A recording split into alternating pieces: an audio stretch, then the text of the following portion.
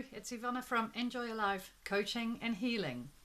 Yesterday I brought out a video about how you can save a lot of money on your vices, on your bad habits.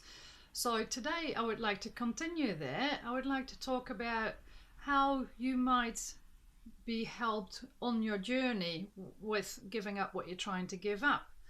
So regularly I hear people talk about, I would like to give up smoking. That is a away from motion.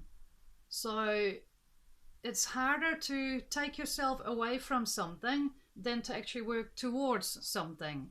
Because if you work towards something, you can see that goal there. You know what I mean?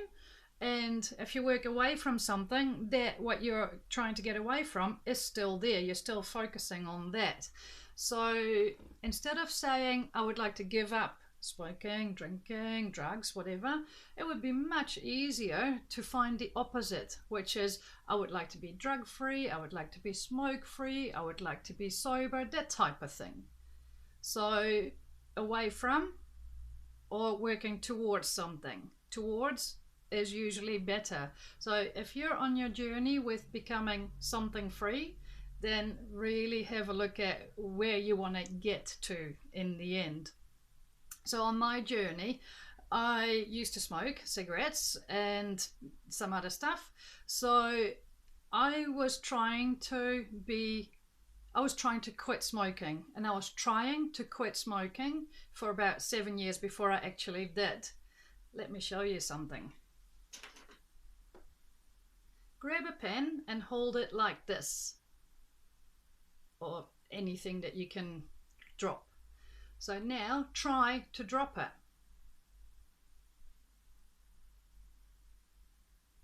Either you keep holding on to it, or you are dropping it, because there is no trying in this context.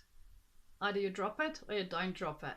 So either you drop it or you don't. You work towards something or you don't. So trying to quit, that I was trying to do for 7 years, didn't work.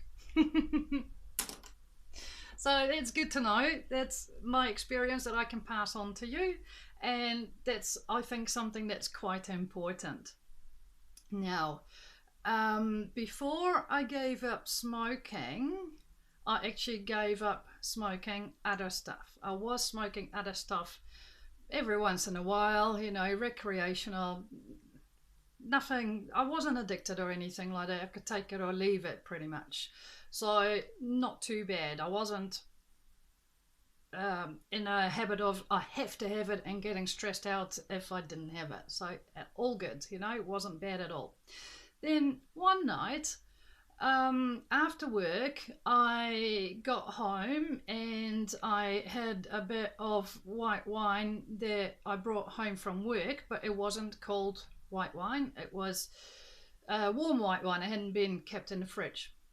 So I had a little bit of that. I had like maybe half a glass or a glass or something, and I'm not a big wine drinker, and to be honest, after that night or after that morning, I never touched a drop of white wine again. So here's a story about how I quit white wine drinking and smoking other stuff than just tobacco. So I had some wine. I had a little bit of I think it was a rollie with some marijuana in it. So then I was ready to go to bed. I was wind down after work. So I go upstairs, I go to bed, and in that state between being awake and being asleep, there's this state where, I don't know, funny things happen. Well, funny things did happen because I heard this really nasty laughter. So I was like, whoa, what was it? And then I was like, well, there's nobody else in the house. I know there's nobody else in the house. And it didn't come from outside. So, yeah. So then I tried to go to sleep. I went to sleep again. Or at least I was going to go to sleep. So I get into this state again. And again, I heard that laughter. And it just was not nice. So by then I was like, well, this is not funny. So I got up, checked the house out. Nothing. So figment of my imagination or something. I am guessing in hindsight it's just a really bad experience. So basically what I did is I texted my then partner, and he told me to come over, and I said, well, I can't drive because I just had this experience and I don't think I should drive because obviously I'm a bit more intoxicated than I think I am having this type of experience. So this is years ago, right? And so I take a taxi, and the taxi drives forward in one of the roads on the way to where my then partner lived. Taxi's driving, and then there's this car coming from the left-hand side, and it must have been normal, and this car stopped because it was a junction, they had to stop, but I thought they were gonna go further or something, and I was like, whoa, and I got stressed out, and I had a bit like tears coming out of my eyes, and the taxi driver goes like, oh, it's all right, it's all right. So he dropped me off at my partner, and all he did was hold me. I was fine, you know, I calmed down and everything was fine then. It's just a feeling of security, I think. So the funny thing about that was when the next day after we woke up, etc., when I was home again, that sort of stuff, I looked at my text messages and I could not make head or tail of what I had written. So I have no idea how he understood what I was saying, or how he said, like, just grab a taxi, you know, just come over. So I don't know what happened there. I have no idea, but that was, for me, such a deeply bad experience that I gave up smoking other stuff than tobacco, which really helped in my journey of becoming smoke-free. And I stopped drinking white wine. I've never ever done any of those two again ever since. So if I didn't realize either, but this is the advice that I give people now if they want to stop smoking cigarettes. If they smoke anything else than cigarettes, they have to give that up too. You just cannot smoke anything whatsoever. No cigarettes, nothing. Because I think they're all interlinked as well. You know, with the habit, it might be the addictive stuff that is in the tobacco and in the cigarettes, but it's also the actual habit. I mean, how many times do you start smoking at a certain point? Like, you know, you've made yourself a cup of tea or coffee and you sit down. Is that when you have your cigarette? Funny that. Are your cigarettes next to your bed on the bedside cabinet? So you wake up, you sit up so that you know you're awake, maybe you swing your legs over, maybe you don't, and you light your first cigarette. That is a habit. That is something that you do all the time at the same time. So once you become aware of those habits that you may have at certain times of the day, that's when you can start reducing the amount of cigarettes you smoke, or anything that it is that you want to reduce. So that experience that I just mentioned, that gave me more pain than pleasure, right? Because if you are drinking and you're with a group of people, you might be a bit looser, you know, and you might have a lot of fun all together, blah blah, so that might be pleasurable for you. Because with choosing, one of the ways coaching sees it as well, NLP coaching, neuro-linguistic programming coaching, one of the things that they explain is that you have to choose between pain and pleasure. So if you imagine a pole or a bar, on one side there is pain and on the other side there is pleasure. And then you have to make your choice. You can even see numbers on it, say 1 to 10 or anything like that, right? As long as there's the two poles on it, pain and pleasure. So when I look back at that particular experience, I wasn't having much fun, really, when I was smoking and drinking before I went to sleep. And it was definitely on the 1 or the 0 or the minus 5 of experiences of how I would describe it. It's definitely on the pain side. So that made me choose instantly never to touch either again. So now I'm choosing to be on the pleasure side, which means do not touch marijuana or white wine again. And that's fine. I'm completely fine with that. My insides are very, very happy with that. My mind, my heart, my gut, everything. I'm just very happy with that decision to stay on the pleasure side and never go back to that pain side, because it was such a bad experience. So that's one way of making a choice that is more beneficial for you. And together with the letting go of, or getting away from, and working towards something instead. Perfect. So there's two big things that you can take away, let them sink in, plus become aware of whatever it is that you need to become aware of, and then you're on your way to reducing your bad habit. Because you don't have to quit straight away, because that can be very, very stressful, right?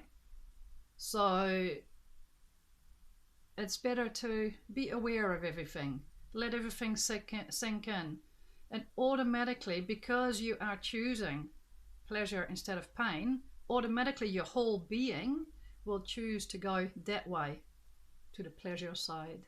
And if your bad habit is not pleasurable, you will automatically reduce it.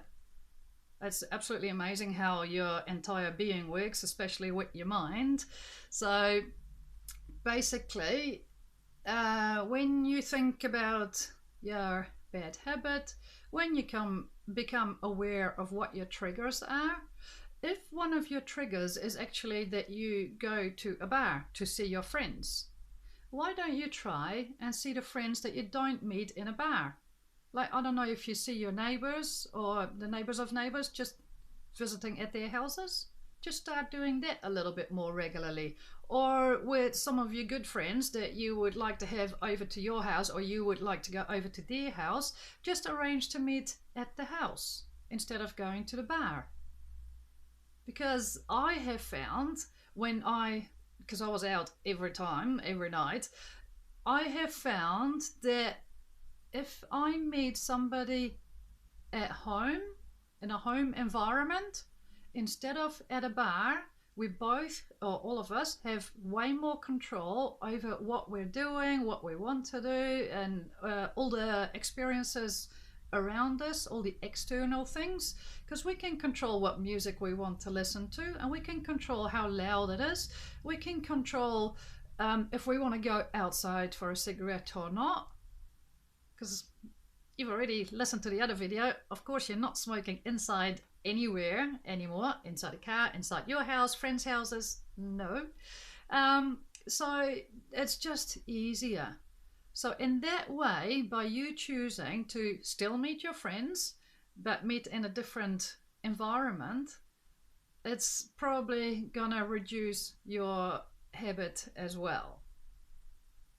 Also, if you know that you hang out with a lot of people that smoke, when I used to smoke cigarettes, most of my friends smoked. Not all of them, but most of them did. Now that I've been a non-smoker for more than 11 years, yes. So, or ex-smoker, non-smoker, whatever, I call myself now a non-smoker because I'm definitely not going back. So I know that over the last about 3 years, I think, none of my friends have smoked.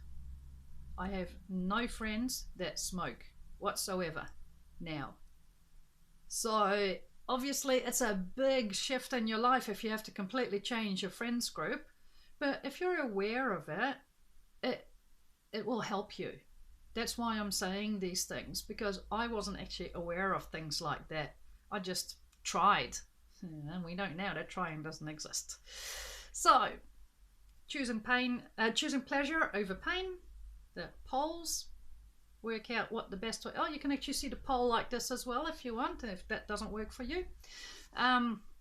So choosing pleasure and working towards something, and being aware of triggers, habits, how often you do whatever it is that you're doing that's not healthy for you. Because we all know that the bad habit is called a bad habit because it's not good for you, either mentally, emotionally, physically, spiritually. It's just not good, and we all know that we should not do it. Now, I don't like the word should, but there is, there is something in the back of our heads, and we know it's expensive, etc. Now, because this is my money vlog, getting back to the money thing, once you're aware of things and once you implement these things and once you understand these strategies, you will already gradually spend less on your bad habits. And to be honest, you might just grow out of it. Or maybe one day it just goes like, that's it, I'm done. Forget about it. So that's that gone. And hopefully the people that watch this are actually already looking at their habits and they already really know that it's a bad habit, but they have no idea how to quit it just yet. So these things will really help you with it. So if you want to rewind, watch the video again, because that's one of the comments I got from one of my friends. They said, oh, there's a lot of information in those videos, so sometimes I have to, in the video, rewind it a bit and play that part again, also because I talk a little bit fast. And otherwise, just play the whole video so you get the main gist, and then hit the replay button and you can play the whole thing again, and it will be more clear to you because you already know what the subjects are going to be. I think that's long enough for today. So that's my story about how I stopped smoking other stuff than tobacco and stopped drinking white wine, which I hardly ever drank.